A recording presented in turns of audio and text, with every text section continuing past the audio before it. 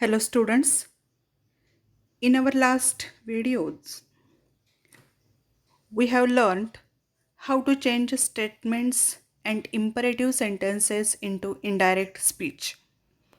Today we are going to learn how to change interrogative sentences means questions into indirect speech.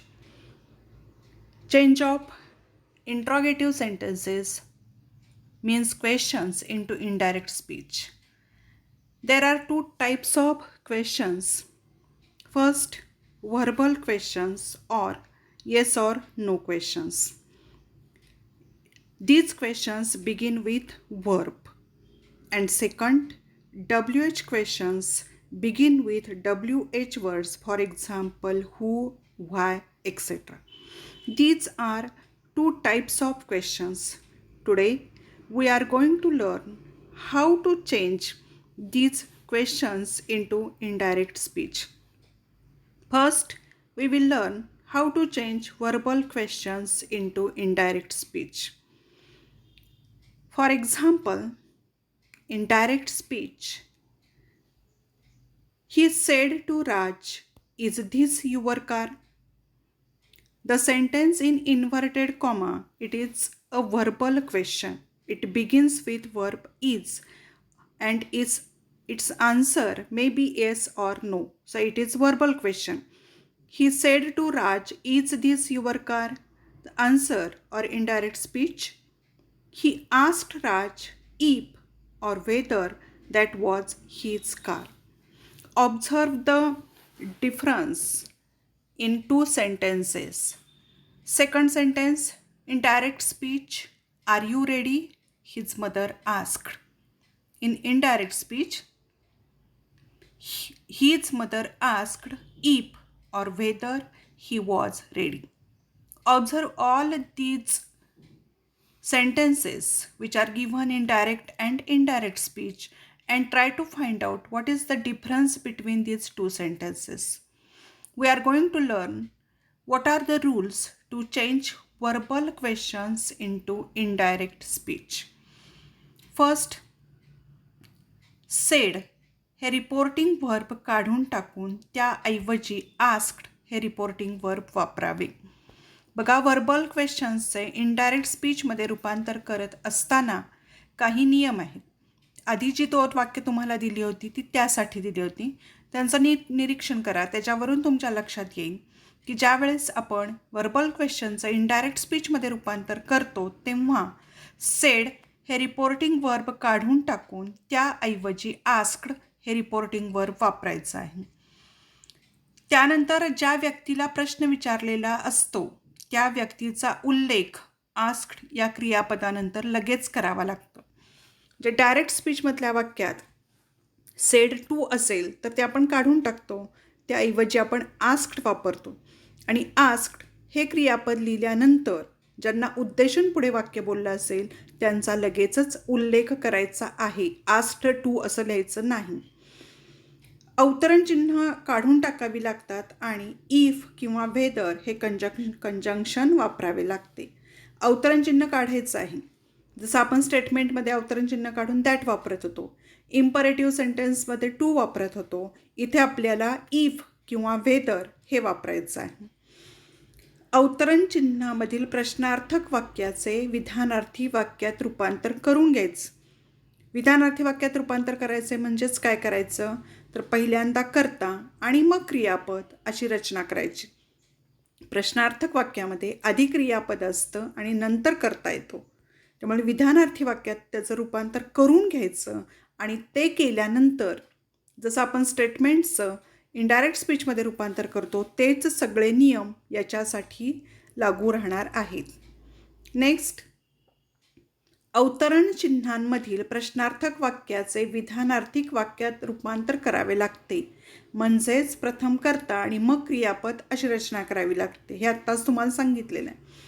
प्रश्नार्थक वाक्याचे विधानार्थी वाक्य झाल्यामुळे शेवटी प्रश्नचिन्ह न देता पूर्णविराम द्यावा हे लक्षात ठेवायचं आहे. प्रश्नार्थक वाक्याचं आपण साधं वाक्य करतो. डायरेक्ट स्पीचमध्ये प्रश्नार्थक वाक्य आहे त्यामुळे त्या वाक्याच्या शेवटी प्रश्नचिन्ह असतं. पण जेव्हा आपण प्रश्नार्थक वाक्याचं साध्या वाक्यात रूपांतर करून इनडायरेक्ट स्पीचमध्ये रूपांतर करतो तेव्हा वाक्याच्या शेवटी पूर्णविराम द्यायचा आहे. प्रश्नार्थक वाक्याचे इनडायरेक्टमध्ये रूपांतर करताना दॅट हे कंजंक्शन वापरत नाहीत. हे महत्त्वाचं आहे, हे लक्षात ठेवा. बऱ्याच जणांनी तेवढंच लक्षात ठेवलेलं असतं. इथं आपल्याला वर्बल क्वेश्चनमध्ये इफ किंवा वेदर हे कंजंक्शन वापरायचं आहे. हे काही सोपे नियम आहेत, ते लक्षात ठेवले तर याचं रूपांतर करणं तुम्हाला अवघड जाणार नाही.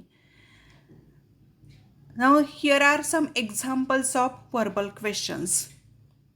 First sentence in direct speech. She said to me, "Are you hungry?" In indirect speech, she asked me if or whether I was hungry. त्या वाक्यातले बदल नीट लक्षात घ्या. सेड टूच्या जागेवर आपण आस्क्ड वापरलं. त्यानंतर ज्यांना उद्देशून विचारलेला आहे प्रश्न त्यांचा उल्लेख केला आहे. आर यू हंग्री हे क्वेश्चन आहे, हा क्वेश्चन आहे, प्रश्नार्थक वाक्य आहे. त्याचं सिम्पल सेंटेन्स करून घेताना कसं होणार आहे, यू आर हंग्री, आणि तो बदल लक्षात घेऊन मग इनडायरेक्ट स्पीचमध्ये रूपांतर करायचं आहे. मध्ये अवतरण चिन्ह आहेत ती काढून टाकायची आहेत. इफ किंवा वेदर दोन्हीपैकी कोणतंही वापरलं कंजंक्शन तरी चालणार आहे. आणि इथं यू आर हंग्री हा यू मीला उद्देशून आहे म्हणून त्याचा बदल आय केलेला आहे. जसं स्टेटमेंटमध्ये करतो त्याच पद्धतीनं करायचा आहे. Second sentence in direct speech. He said to Jaya, is it your pen? In indirect speech, he asked Jaya if or whether it was her pain. त्या दोन्ही वाक्य नीट लक्षात घ्या. Is it your pen, this is verbal question. We have to change it into simple sentence or in statement. It will be like this, it is your pain, and then convert it into indirect speech. It is your pen हे simple sentence करून घेतलं की नेहमीप्रमाणे स्टेटमेंटप्रमाणे त्याचा बदल करून घ्यायचा आहे. Now we are going to learn how to change WH questions into indirect speech. For example, sentence in direct speech. He said to Raj, where are you going? In indirect speech, she asked Raj where he was going. Second sentence, she said to me, what is your name? In indirect speech, she asked me what my name was. आता ही पण दोन्ही वाक्य नीट पहा. WH question WH वर्डने सुरू होतात, त्यामुळे WH words तुम्हाला माहीत आहेत, माहीत असले पाहिजेत.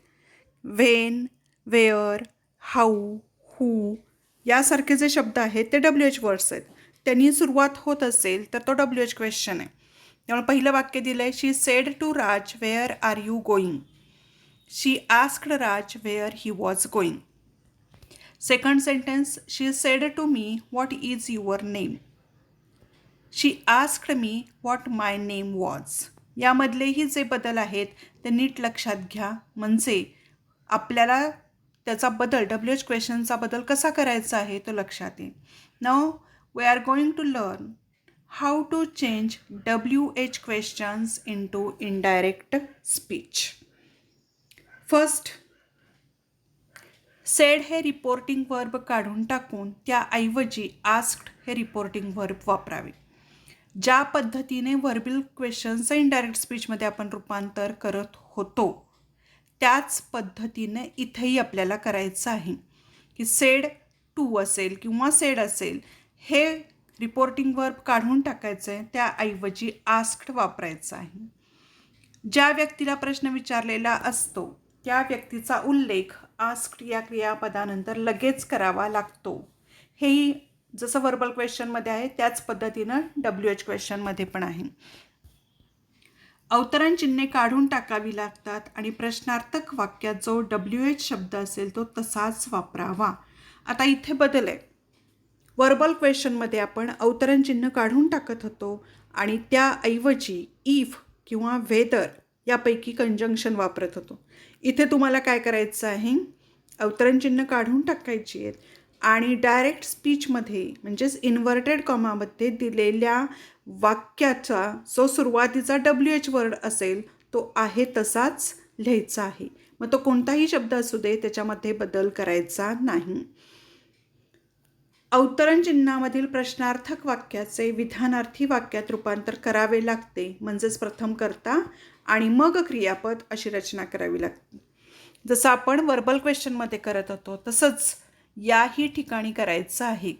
प्रश्नार्थक वाक्याचं साध्या वाक्यामध्ये रूपांतर करून घ्यायचं आहे आणि नेहमीप्रमाणे इनडायरेक्ट स्पीचमध्ये रूपांतर करायचं आहे. प्रश्नार्थक वाक्याचे विधानार्थी वाक्य झाल्यामुळे शेवटी प्रश्नचिन्ह न देता पूर्णविराम द्यायचा आहे. WH क्वेश्चनचे इनडायरेक्ट स्पीचमध्ये रूपांतर करताना इफ किंवा व्हेदर वापरत नाहीत. खूप मुलांचा इथं गोंधळ होतो, जम्बलिंग होतं, त्यामुळे नीट लक्षात ठेवायचं आहे. WH क्वेश्चन WH शब्दाने सुरू होतो, त्यामुळे अवतरणचिन्ह काढून टाकून इफ किंवा वेदर न वापरता जो WH शब्द वाक्यात दिला असेल तो आहे तसा वापरायचा आहे. तर हे महत्त्वाचे बदल आहेत. दोन्हीही प्रकारचे प्रश्न त्यांचं इनडायरेक्ट स्पीचमध्ये रूपांतर करत असताना जे बदल होतात ते इथं सांगितलेले आहेत. त्याचा अभ्यास काळजीपूर्वक करा म्हणजे तुम्हाला कोणती अडचण येणार नाही. Now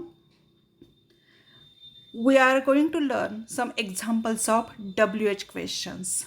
First sentence, he said to me, what are you doing? In indirect speech, he asked me what I was doing. आता इथे बदल लक्षात घ्या. सेड टूच्या जागेवर आस्क्ड वापरलेला आहे, अवतरणचिन्ह काढून टाकली आहेत. जो WH वर्ड डायरेक्ट स्पीचमधल्या वाक्यात आहे तो वॉट आहे, तो आहे तसा ठेवला आहे आणि त्याच्या पुढे वाक्य आहे आर यू डुईंग. त्याचं सिम्पल सेंटेन्स तयार होणार आहे यू आर डुईंग आणि नेहमीप्रमाणे याचा बदल करायचा. तो असा होतो he asked me what I was doing. Second sentence, he said to her how will you help me. In indirect speech, he asked her how she would help him. Said टूच्या जागेवर आस्क्ड वापरलेला आहे, त्यानंतर ज्यांना उद्देशून बोललेला आहे त्यांचा उल्लेख केला आहे म्हणजे हर. अवतरणचिन्ह काढून टाकली आहेत. WH वर्ड हाऊ तो आहे तसाच ठेवला आहे. विल यू हेल्प मीचं सेंटेन्स तयार होतं आहे she would help him.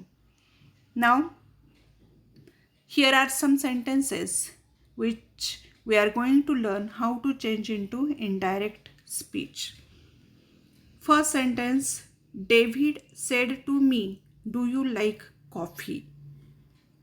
In indirect speech, David asked me if or whether I liked coffee.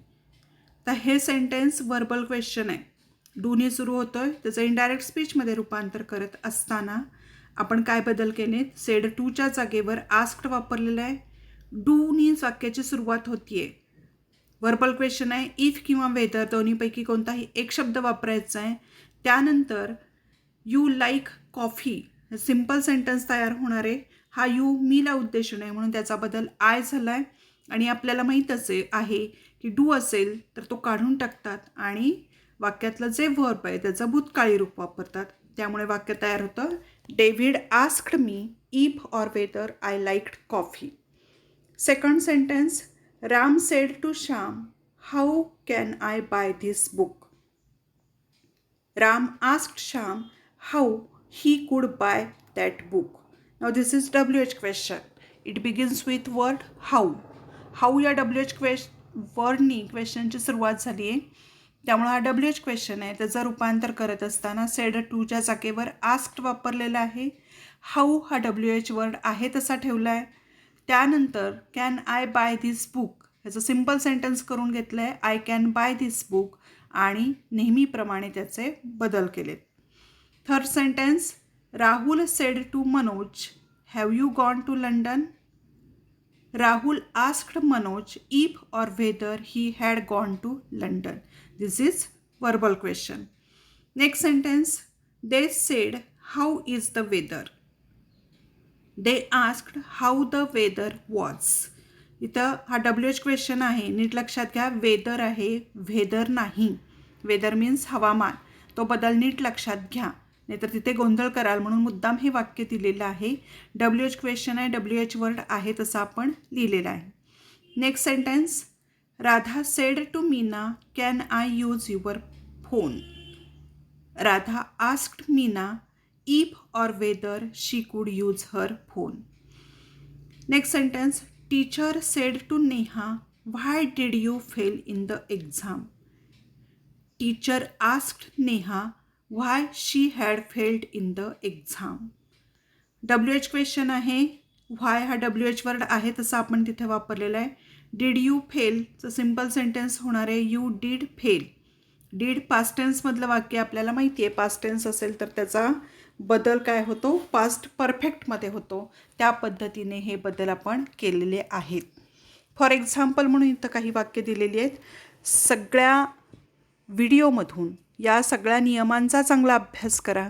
या पद्धतीची वाक्य शोधून काढा. स्वतःच्या पद्धतीने त्यामध्ये काय बदल करता येतोय का तो पहा आणि त्या पद्धतीने वाक्यरचना करा. इनडायरेक्ट स्पीचमध्ये बदल करत असताना तुम्हाला व्हर्बल क्वेश्चन आणि WH क्वेश्चन ओळखता आला पाहिजे, तरच तुम्ही हे बदल योग्य पद्धतीने करू शकाल. त्यामुळे या व्हिडिओमध्ये दिलेल्या सगळ्या नियमांचा अभ्यास करून वाक्य यातली परत लिहून काढून स्वतःची स्वतः सोडवा. पुढच्या वेळेस आपण एक भाग अजून राहिलेला आहे वाक्याचा एक प्रकार, तो पाहणार आहोत. या व्हिडिओमधून त्याचा अभ्यास नीट करा आणि प्रश्न सोडवा. Okay, thank you.